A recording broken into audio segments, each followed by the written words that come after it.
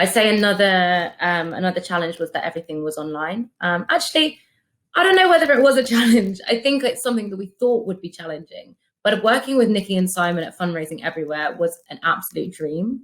The whole process was seamless. And actually, it being online meant that we were really able to get the event to the people that needed it most.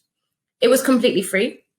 It was pay as you feel. And all profits were donated to BAME-led organizations in the UK, which was awesome. But yeah, if it wasn't online, then so many of the organizations that we were trying to support with this wouldn't have been able to have access to it. And if it wasn't free, they wouldn't have been able to have access to it either.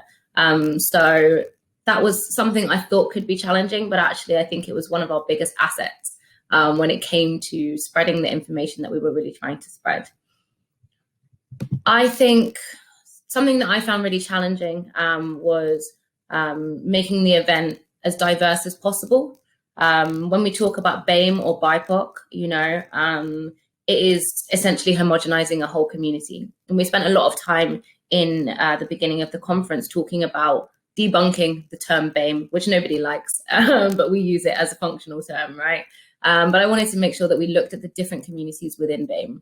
So I was making sure that we had Black speakers, Asian speakers, speakers from the Middle East, speakers that represented all of people of color, as well as ages, different ages, making sure there was representation of people with disabilities. There were 2 trans speakers, there were queer speakers throughout the conference.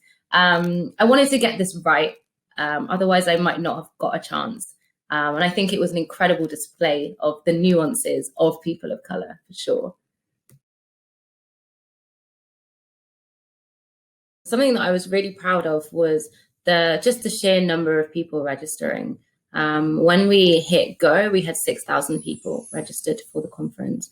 And that included one organization, the British Red Cross, which is a big name, I'm sure, even across in the States, buying tickets for their entire organization. That was huge.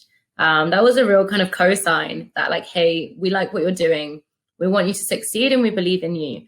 The fact that an organization like British Red Cross would sign up their whole staff team before they'd seen the content was a real kind of show of faith towards me. And I really appreciated that. One of the markers of success for me was that we were trending on Twitter in the UK all day. And at one point we were even number 2. It was wild to see that so many people were talking about it. So many people felt excited enough to kind of, share how they were feeling on the spot. The feedback that we were getting throughout the day, the live feedback, people saying they were laughing, they were crying, they were finally being seen. They were shocked and they were inspired and they left the event hungry for change. And I have seen a ripple, a change in the sector since BAME Online happened. For me, something that was really, really, really successful was the fact that we raised £20,000 through ticket sales. It was pay as you go, pay as you feel even. And we were donating all of the profits to 4 BAME-led organizations. And we were able to donate £5,000 to each of them. And actually for those organizations, that makes a massive difference. So that's something that I think I was the most proud of, for sure. I really liked being able to use pre-recorded. I actually wasn't expecting it to be such a godsend. The thing about pre-recording for me was that I was able to spend 20 or 30 minutes with speakers before the session and with them with each other as well. So one, it wasn't like they just met each other. So there was a little bit more chemistry, a little bit more kind of camaraderie between everybody. But also I was able to kind of talk to them about, my vision for the session, anything that they didn't really like about the questions that I was going to propose to them, and just make sure that everybody was kind of, aware of the way I wanted the session to run, essentially. It also meant that I was able to be in multiple sessions at once. If anyone did tune into the BAME Fundraising Conference, you will see that I shared everything. One, because I just wanted to be involved in everything. I thought the speakers were incredible and I might not get another opportunity to share a stage with them.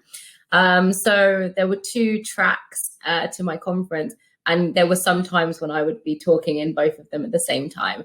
And that was really, really cool. Maybe the narcissist in me loved it.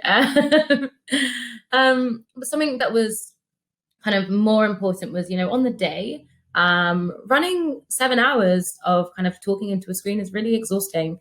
And having to kind of like make sure all the moving parts come together at exactly the right times would be really hard for the people running the tech of the event, right? So having 80% of the content ready meant that we were able to kind of piece it all together. And so it wasn't so stressful.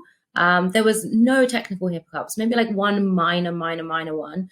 But yeah, we weren't all exhausted. We had an overview of the whole event. It was a great idea.